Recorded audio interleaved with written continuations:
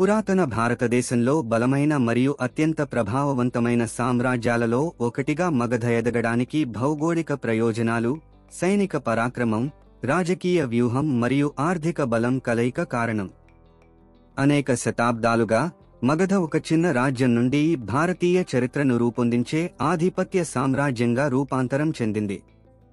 మగధ సారవంతమైన గంగా నది లోయలో, ప్రస్తుత బీహార్ మరియు పశ్చిమ బెంగాల్లో ఉంది. ఇది వ్యవసాయం మరియు వాణిజ్య పరంగా గణనీయమైన ప్రయోజనాలను అందించింది.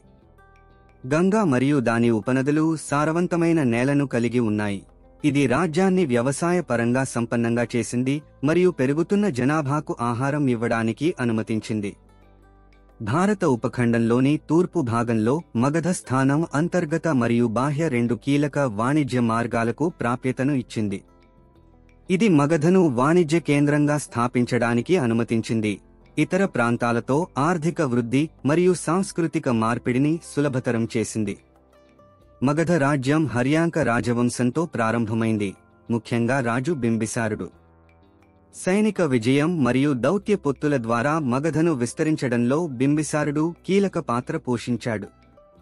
బింబిసారుడు అంగ, ఆధునిక బెంగాల్, మరియు కోసల, ఆధునిక ఉత్తరప్రదేశ్ వంటి పొరుగు ప్రాంతాలను జయించడం ద్వారా మగధను విస్తరించాడు. అతను కోసల రాజవంశంతో వివాహ పొత్తుతో సహా వ్యూహాత్మక పొత్తులను కూడా ఏర్పరచుకున్నాడు. ఇది మగధ స్థానాన్ని బలోపేతం చేయడానికి సహాయపడింది. బింబిసారుడు యుద్ధంలో యుద్ధ ఏనుగులను సమర్థవంతంగా ఉపయోగించాడని నమ్ముతారు. ఇది మగధకు ఇతర రాజ్యాలపై గణనీయమైన ఆధిక్యాన్ని ఇచ్చిన సైనిక వ్యూహం. ఇది అతని భూభాగాలను సమర్థవంతంగా జయించి రక్షించుకోవడానికి సహాయపడింది. హర్యంక వంశస్థుల తరువాత వచ్చిన నంద రాజవంశం మగధ రాజ్యాన్ని బలోపేతం చేయడంలో కీలక పాత్ర పోషించింది. మహాపద్మనంద ఆ రాజవంశం యొక్క అత్యంత శక్తివంతమైన పాలకులలో ఒకరు. మహాపద్మనంద పరిపాలనను కేంద్రీకరించడం, సైన్యాన్ని నిర్వహించడం మరియు తన భూభాగాలపై బలమైన మరియు సమర్థవంతమైన పన్ను మరియు నియంత్రణ వ్యవస్థను స్థాపించడం వంటి ఘనత పొందాడు. అతని పాలన మగధకు గొప్ప విస్తరణ సమయంగా పరిగణించబడుతుంది. గంగానది దాటి విస్తరణ. మహాపద్మనందుడు మగధ సాంప్రదాయ భూభాగాలకు మించి తన పాలనను విస్తరించాడు. కోసల, కురు, వత్స మరియు చేది వంటి శక్తివంతమైన పొరుగు రాష్ట్రాలను జయించాడు. ఇది రాజ్య భూభాగాన్ని గణనీయంగా విస్తరించింది. నందులు మగధ వ్యవసాయ మిగులును ఉపయోగించుకోవడంలో ప్రసిద్ధి చెందారు మరియు వారి విస్తారమైన సామ్రాజ్యంపై నియంత్రణను కొనసాగించడానికి బాగా వ్యవస్థీకృత పరిపాలనపై ఆధారపడ్డారు. చంద్రగుప్త మౌర్యుడు అధికారంలోకి రావడం. మగధ చరిత్రలో అత్యంత ముఖ్యమైన సంఘటన చంద్రగుప్త మౌర్యుడి ఆవిర్భావం. అతను మౌర్య రాజవంశాన్ని స్థాపించి ప్రాచీన భారతదేశంలో గొప్ప సామ్రాజ్యాలలో ఒకటిగా మారిన సామ్రాజ్యాన్ని స్థాపించాడు. చంద్రగుప్తుడు తన గురువు చాణక్య మద్దతుతో నంద రాజవంశాన్ని పడగొట్టి మగధను తన ఆధీనంలోకి తీసుకున్నాడు. ఈ తిరుగుబాటు విజయంలో చాణక్యుడి రాజకీయ చతురత మరియు వ్యూహాలు కీలక పాత్ర పోషించాయి. మగధ రాజధాని పాటలీపుత్ర ఆధునిక పాట్నాలో అధికారాన్ని స్వాధీనం చేసుకున్న తర్వాత చంద్రగుప్తుడు ఉత్తర భారతదేశం మరియు వెలుపల సామ్రాజ్యాన్ని విస్తరించాడు. మధ్య ఆసియాలోని కొన్ని ప్రాంతాలతో సహా అనేక శక్తివంతమైన ప్రాంతాలను ఓడించి తనలో కలుపుకున్నాడు. అలెగ్జాండర్ ది గ్రేట్ దండయాత్ర తర్వాత భారత భూభాగాలకు నియమించబడిన గ్రీకు జనరల్ సెల్యూకస్ ఐనికేటర్ను అతను ప్రముఖంగా ఎదుర్కొన్నాడు.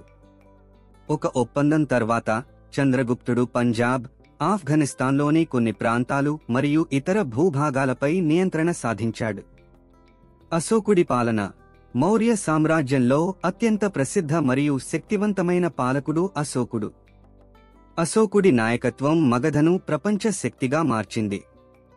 అశోకుడి పాలనలో అత్యంత ముఖ్యమైన సంఘటనలలో ఒకటి క్రీపు 261లో కళింగ, ఆధునిక ఒరిస్సా ను జయించడం. ఇది సామ్రాజ్య భూభాగాన్ని గణనీయంగా విస్తరించింది. అయితే కళింగ యుద్ధం యొక్క క్రూరత్వం అశోకుడిని తీవ్రంగా ప్రభావితం చేసింది.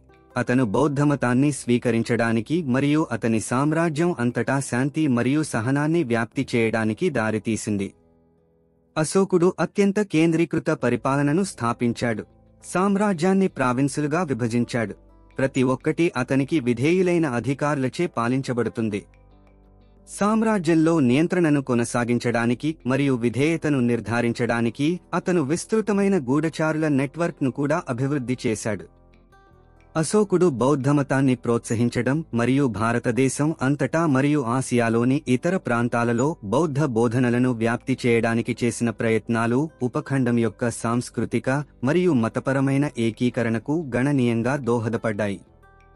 అతని శాసనాలు, స్తంభాలు మరియు రాళ్లపై ఉన్న శాసనాలు నైతిక పాలన, సామాజిక న్యాయం మరియు అహింస సందేశాలను వ్యాప్తి చేశాయి. అతని సామ్రాజ్యం యొక్క సైద్ధాంతిక బలాన్ని పటిష్టం చేయడానికి సహాయపడ్డాయి. మగధ సైనిక పరాక్రమం దాని పెరుగుదలకు ప్రధాన కారణాలలో ఒకటి. మౌర్య మరియు నంద రాజవంశాలు రెండూ నైపుణ్యం కలిగిన అశ్వికదళం, పదాతిదళం మరియు యుద్ధ ఏనుగులతో కూడిన పెద్ద, బాగా సన్నద్ధమైన సైన్యాలను కలిగి ఉన్నాయి. ఈ సైన్యాలు వారి భూభాగాన్ని రక్షించుకోవడానికి మరియు విజయవంతమైన సైనిక ప్రచారాలలో పాల్గొనడానికి వీలు కల్పించాయి.